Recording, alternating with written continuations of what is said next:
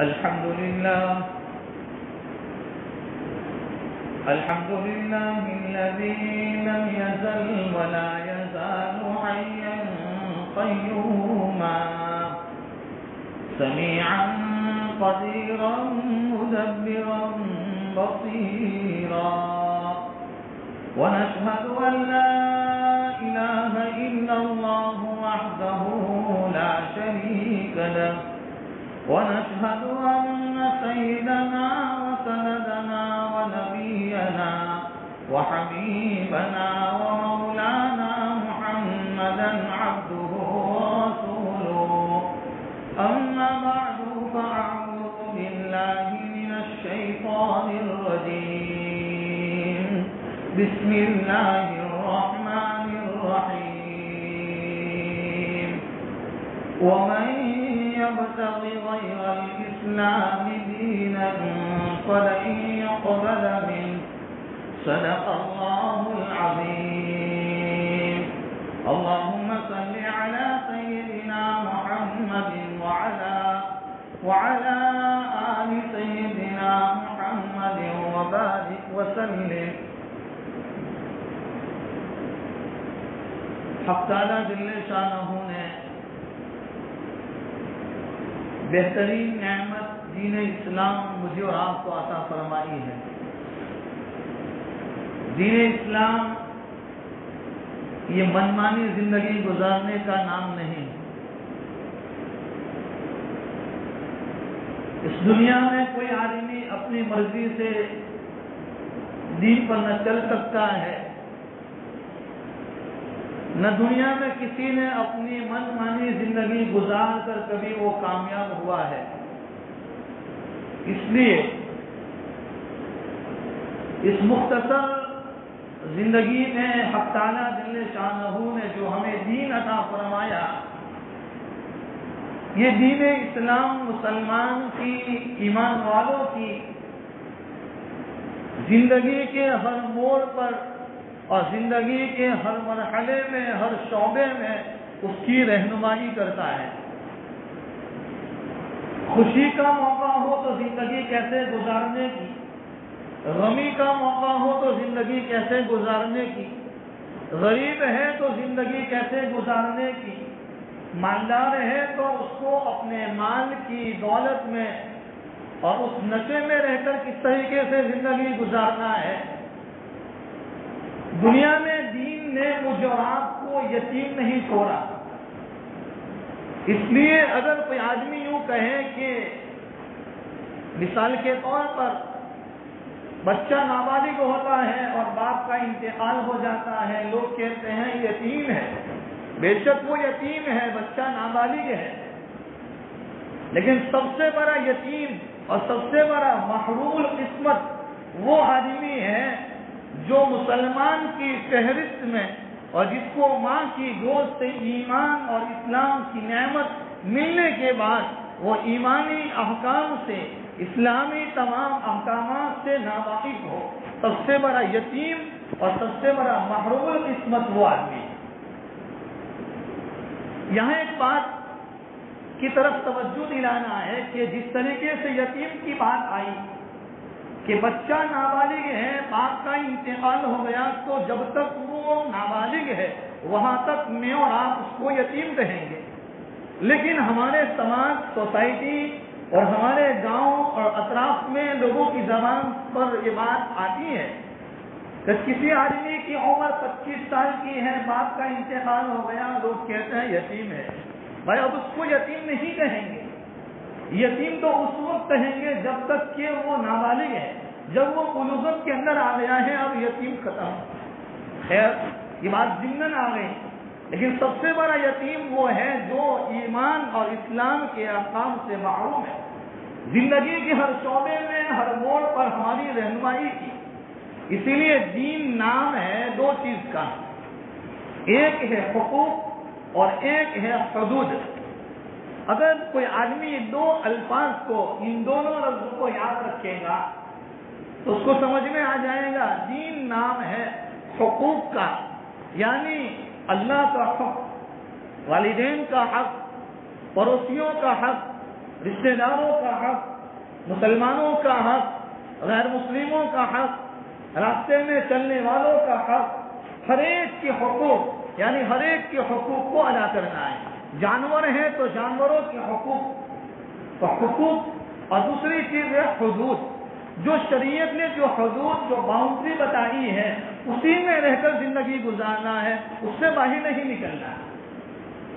تو حقوق اور حدود، اب یہ مختصر وقت میں ایک خاص بات کی طرف توجہ دلانا چاہتا ہوں کہ حقوق اللہ جیسے نماز ہے، دوسرے نمبر پر روزہ ہے، زکوٰۃ ہے، یہ سب حقوق اللہ کی لائن کے اعتبار سے ہے۔ اسی لیے روایات میں آتا ہے کہ اللہ کے نبی صلی اللہ تعالی علیہ وسلم نے فرمایا کل قیامت کے دن 3 کچہریاں اور 3 پیشی ہوگی، ہر ایک بندوں وہاں 3 عدالتیں الگ الگ قائم ہوگی کل قیامت کے دن۔ اس میں ایک کچہری اور ایک عدالت یہ ہوگی جس میں ایمان، مسلمان ایمان والے اور کفر ان دونوں کے درمیان، کہ ایمان والا اس کو اس کی ایمان کے بدلے میں اس کا بدلہ ملے گا، لیکن جو کافر ہے، جو پوری زندگی ایمان کے دائرے سے باہر ہے، وہ ہمیشہ کے لیے جہنم، وہاں معافی نہیں ہوگی اس کو۔ لیکن دوسرے نمبر پر ہے کچہری جو آپس میں حقوق کی ہوگی، اس لیے وہاں کل قیامت کے دن یہ جو کچہریاں ہوگی حقوق کی، ان میں دوسرے نمبر پر فرمایا کہ حقوق کے اعتبار سے کچہری۔ اب یاد رکھو اللہ کے نبی صلی اللہ تعالیٰ علیہ وسلم نے ایک مرتبہ صحابہ کا مجمع تھا، صحابہ سے فرمایا اتدرون من المفلس، کیا تم جانتے ہو مفلس کون ہے؟ اگر ہمیں بھی کوئی پوچھے مفلس کون ہے، ہم کہیں گے رہنے کا مکان نہ ہو، گاڑی نہ ہو، بینک بیلنس نہ ہو۔ تو اللہ کے نبی نے صحابہ سے کہا، پوچھا اتدرون من المفلس، یہ حدیث بہت دھیان سے سننے کے قابل ہے، اللہ کرے کہ یہ ہمیں سمجھ میں آ جائے کہ اللہ کے نبی نے پوچھا اتدرون من المفلس، اے میرے صحابہ جانتے ہو مفلس کون ہے؟ اللہ کے نبی نے فرمایا المفلس فینا من لا درہم لہ ولا متاع۔ صحابہ نے اللہ کے نبی کے سوال کے جواب میں فرمایا کہ اللہ کے نبی رسول اللہ، ہم میں مفلس اور کنگال وہ آدمی ہے جس کے پاس درہم نہ ہو، دینار نہ ہو، بینک بیلنس نہ ہو۔ فرمایا نہیں، اللہ کے نبی نے فرمایا میری امت کا مفلس، میری امت کا کنگال اور میری امت کا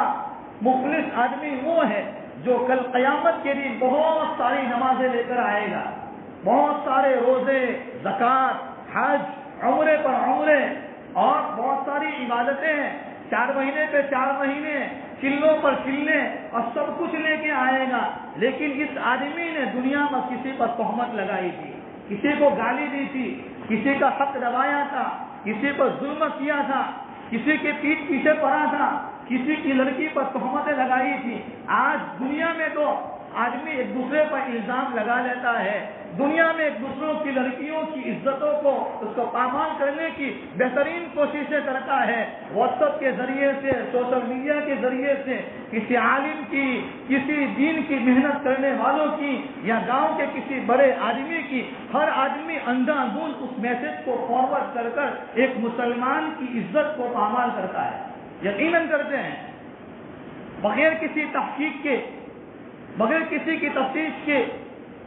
اب یہ آدمی کل قیامت کی دنیا میں کسی کی عزت کے اوپر حملہ کیا، دنیا میں کسی کے پراپرٹی پر حملہ کیا، دنیا میں کسی کے مال و دولت پر حملہ کیا۔ اللہ کے نبی فرماتے ہیں جب یہ کل قیامت کے دن آئے گا، اب اس میں تو بہت ساری نمازیں ہیں، اور کبھی ایسا بھی ہوتا ہے دنیا میں کہ کسی کا نام اونچا ہو، کسی کی پہنچ بہت لمبی ہو، کسی کا تعلق بہت بڑا ہو، دنیاوی لیول کے اعتبار سے بہت بڑا آدمی ہے، اگر وہ کسی کی عزت کو اچھالتا ہے، اگر وہ کسی کے فوج پر حملہ کرتا ہے، کسی کی بلڈنگ پر حملہ کرتا ہے اور ناحق طور پر قبضہ کرتا ہے، اس کے سامنے کسی کو بولنے کی طاقت نہیں ہوتی ہے، وہ بیچارہ خاموش ہو جاتا ہے۔ جیسے اس موجودہ دور میں جیسے باپ کا انتقال ہو جاتا ہے، پراپرٹی بچوں کے قبضے میں آتی ہے، بچہ وہ لڑکا اپنی بہن کو محروم کر دیتا ہے اور اس کو کہہ دیتا ہے 1 لاکھ روپے تجھے میں دے دوں گا، تو تیرا نام اس فہرست میں سے وراثت کے حصے میں سے نکال لے۔ آج یہ چل رہا ہے. اب یہ بیچاری بہن اور بیچارہ جس کی وہ الزام کیا گیا، جس کی عزت کو پامال کیا گیا ہے، وہ بیچارہ کچھ نہیں بولتا ہے، اس لیے کہ اس کے پاس اتنے پیسے نہیں ہے کہ کورٹ کچہری کے دھکے کھائے، اور کس کے پاس اتنی ہمت نہیں ہے وہ بیچارہ اپنی زبان کھول سکے، وہ اپنی زندگی بسر کر کر چلا جاتا ہے. اللہ کے نبی صلی اللہ تعالی علیہ وسلم فرماتے ہیں اب یہ دنیا میں بہت ساری نمازیں لے کر آیا تھا، روزے لے کر آیا ہے، لیکن اس کا حق باقی ہے. اب یہ کل قیامت کے دن اس حق والوں کو اس کا حق دیا جائے گا. مالدار ہو، غریب ہو، حافظ ہو، عالم کوئی بھی ہو، ہر ایک کو اس کا حق دلا دیا جائے گا. یہاں تک کہ اللہ کے نبی نے دوسری روایت میں فرمایا اگر اس دنیا میں بے سینگ والی بکری پر اگر سینگ والی بکری نے حملہ کیا ہے، یعنی ایک بکری سینگ والی ہے، دوسری بکری بغیر سینگ والی ہے، سینگ والی بکری نے بغیر سینگ والی بکری کو مارا ہے، کل قیامت کے دن اللہ تعالیٰ اس کو سینگ عطا کریں گے اور وہ اس کے ذریعے سے اپنا بدلہ وصول کر لیں گے. یہ تو جانوروں کا معاملہ ہے، ہم اشرف المخلوقات ہیں، ایمان والے ہیں، اللہ نے ہمیں ایمان کی نعمت عطا فرمائی ہے. اگر کوئی آدمی نمازیں لے کر گیا ہے، روزے لے کر گیا ہے، زکاتوں پر زکات لے کر گیا ہے، سب کچھ لے کر گیا ہے، لیکن دنیا میں الزام لگایا ہے، تہمتیں کی ہے اور سب کچھ کسی کو پامال کیا ہے، اللہ کے نبی فرماتے ہیں اس حق والے کو حق دیا جائے گا. اللہ تعالیٰ کسی بندے پر ظلم نہیں کرتے، اسی لیے آئیں گا کل قیامت کے دن اللہ کے سامنے حاضری ہوگی، اللہ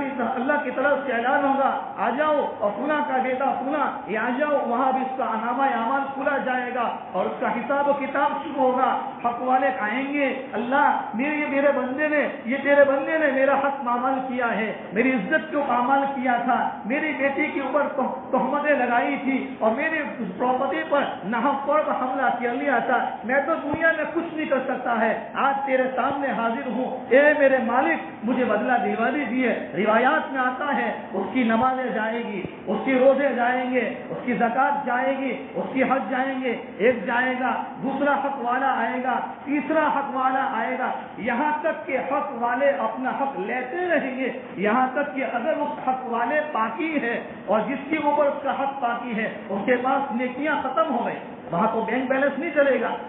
وہاں روپیہ پیسہ نہیں چلے گا، وہاں ڈالر اور درہم نہیں چلیں گے، وہاں نیکیوں سے معامل ہوگا، نیکیوں کے ذریعے سے وزن کیا جائے گا. اسی لیے فرمایا اگر حق والے باقی ہیں اور یہاں نیکیاں ختم ہو گئی، اب یہ آدمی پہلی صف میں نماز پڑھتا ہے، اگر یہ آدمی قرآن کی تلاوت کا پابند ہے، اگر یہ آدمی روزے پر روزے رکھتا ہے، اگر یہ آدمی دین کی دعوت دیتا ہے، اگر یہ آدمی بیانے کے بیانات کرتا ہے، سب کچھ کرتا ہے، لیکن وہاں نیکیاں ختم ہو گئی ہے. اور کسی نے تو دنیا میں زنا کاری کی تھی، کسی نے تو فلم دیکھی تھی، کسی نے نہ معلوم کون کون سے گناہ کیے تھے. آج کل قیامت کے میدان میں اور قیامت کے دین کے اندر اللہ کے سامنے ان سارے حق والے نماز لے کر چلے جائیں گے اور ہم نے بغیر زنا کیے ہوئے زنا کا بوجھ ہمارے سر پر آئے گا، کسی کے فلم دیکھنے کا گناہ کا بوجھ ہمارے سر پر آئے گا اور اللہ کی طرف سے اعلان ہوگا کہ اس کو جہنم میں پھینک دو اور اس کو جنت میں اتارو.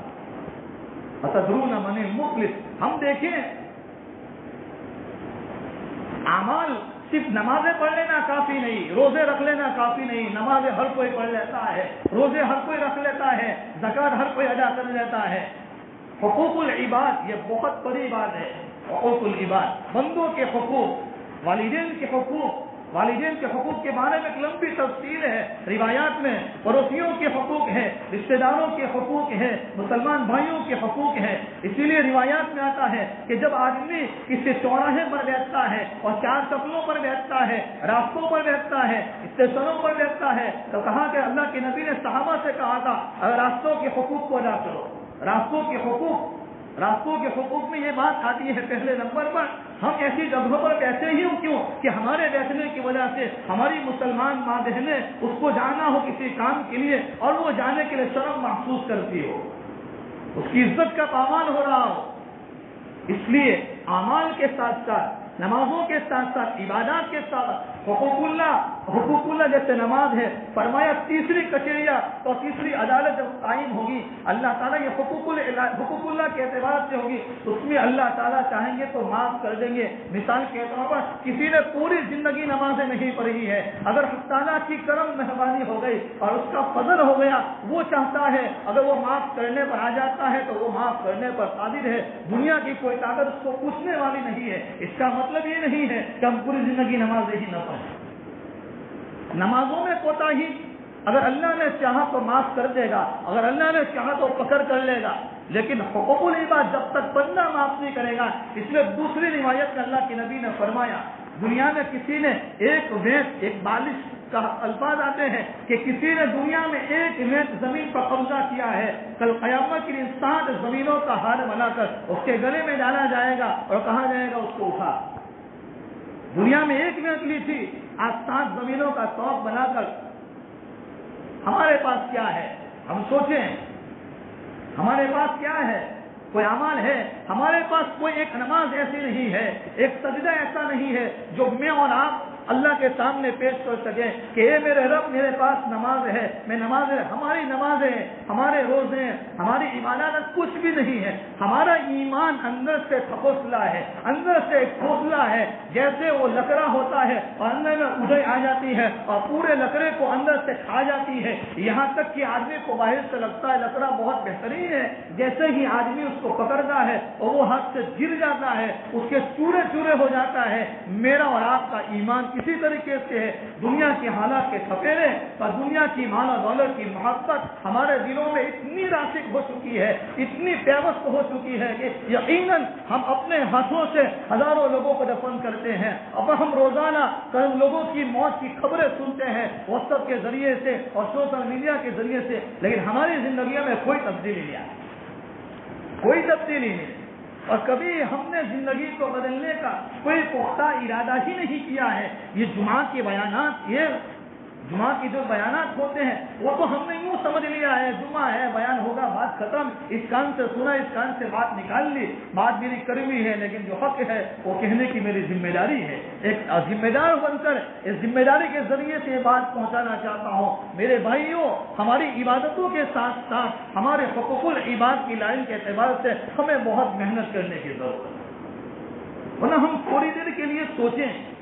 मैं अपनी जिंदगी का मुहासबा करूं, हम सब अपनी जिंदगी का मुहासबा करें। क्या सुबह में बेदार होने के बाद रात को सोने वक्त तक क्या मेरे पास कोई एक सुभान अल्लाह ऐसी है कि मैं अल्लाह के सामने पेश कर सकूं? किसी के सामने बताने की जरूरत नहीं, मैं खुद मेरे गिरिबान में जाकर मेरे दिल से पूछूं। सबसे बड़ा मुफ्ती मेरा दिल है, सबसे बड़ा मुफ्ती हमारा दिल है। इस सबसे कल्ब अपने दिल से पूछो, बाद में किसी दूसरे मुफ्ती से पूछो। सबसे पहले अपने दिल से, मैं कहाँ हूँ, मैं क्या कर रहा हूँ, मेरी जिंदगी कैसी गुजर रही है। हमारे गांव में इतनी मैयतें हुई और सब कुछ हमने हालात देखे, क्या इन हालात के बाद हमारी मस्जिदों में क्या तब्दीली आई, हमारी जिंदगियों में क्या तब्दीली आई? क्या हमने किसी के हुकूक अदा करने की कोशिश की? याद रखो, हुकूकुल इबाद की लाइन के एतबार से अगर किसी ने किसी का हक दबा दिया है और किसी के हक को पामाल किया है, तो जब तक वो दुनिया में है, जब तक वो दुनिया में है, हमारे पास माफी मांगने का चांस है। हमारे पास उनकी जमीन, उनका प्लॉट, उनके पैसे, सब कुछ देने का चांस है। अगर नहीं दे सकते, उनके पास जाएंगे और तन्हाई में बैठकर जाने से पहले पहले अल्लाह के हुजूर में, अल्लाह के सामने सच्चे दिल से तौबा करके जाएंगे। अल्लाह सामने वाले के दिल को नरम कर देगा और हमारे लिए रास्ते खुल जाएंगे। वरना कल कयामत के दिन जब आदमी मर जाएगा और कब्र में सुला दिया जाएगा, कोई मेरा और आपका पुख्ता निहाल नहीं होगा। मैं और आप अपनी बीवी के लिए और अपने बच्चों के लिए हलाल हराम की तमीज किए बगैर जो कुछ भी अपने घर में आने देते हैं, हमारी उसकी वो नजर रहनी चाहिए। बल्कि रिवायात में है, हज़रत आयशा रज़ी अल्लाह तआला अन्हा फरमाती है, कल क़यामत के दिन जब इंसान को कब्रों से उठाया जाएगा और मैदान हश्र के अंदर जमा किया जाएगा, रिवायात में जैसे बच्चा अपने माँ के पेट से नंगा पैदा होता है, उसी हाल में कब्र से उठाकर उसको मैदान हश्र में जमा किया जाएगा। हज़रत आयशा रज़ी अल्लाह तआला अन्हा ने अल्लाह के नबी से पूछा, अल्लाह के नबी, जब सब लोग नंगे होंगे और पूरी दुनिया की इंसानियत और सारे लोग नंगे होंगे, तो क्या एक दूसरे को देखकर शर्म नहीं लगेगी? अल्लाह के नबी ने क्या बेहतरीन जवाब दिया। اللہ کے نبی نے کہا کہ شرم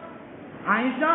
لوگ اپنے اپنے اعمال میں اور اپنے اپنے نفسا نفسی میں اتنے ملوث ہوں گے اور اتنے ڈوبے ہوئے ہوں گے کہ ان کو کسی کی طرف نظر اٹھانے کی ضرورت نہیں پڑے گی۔ ایسا خطرناک حالات اور ایسے خطرناک مناظر میرے اور آپ کے سامنے آنے والے ہیں اور یقیناً آنے والے ہیں۔ اس سے پہلے اس دنیا میں جب تک میری اور آپ کی آنکھیں کھلی ہے، میرے اور آپ کے پاس چانس ہے، ورنہ زندگی کا کوئی بھروسہ نہیں ہے۔ ابھی خبر ملی ایک دن ایک جگہ پر کہ ایک آدمی رکشہ چلاتا اس کے رکشہ میں پیسنجر تھے اور وہ وہیں پر اپنی گردن کو ڈال دیا۔ کیا زندگی کا بھروسہ ہے؟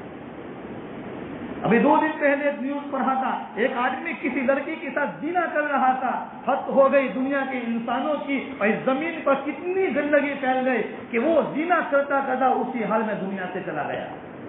کیا اور روایات میں ہے جو آدمی دنیا میں جس حال میں اس کی موت آئے گی، قبر میں اسی حال میں اس کو دفن کیا جاتا ہے اور اسی حال میں قبر سے اٹھایا جائے گا۔ اب اس روایت کو سن کر اپنی زندگی پر غور و فکر کرنے کی ضرورت ہے کہ میری اور آپ کی زندگی کہاں گزر رہی ہے۔ اللہ تعالیٰ صحیح معنی میں سمجھنے کی، ہم ایک دوسرے کے حقوق کو جان کر ادا کرنے کی اور ہمیں اس کے لیے تیاری کرنے کی اللہ ہم سب کو توفیق کامل نصیب فرمائے، آخرت کی تیاری کی توفیق عطا فرمائے۔ آمین وآخر دعوانا ان الحمد للہ رب العالمین۔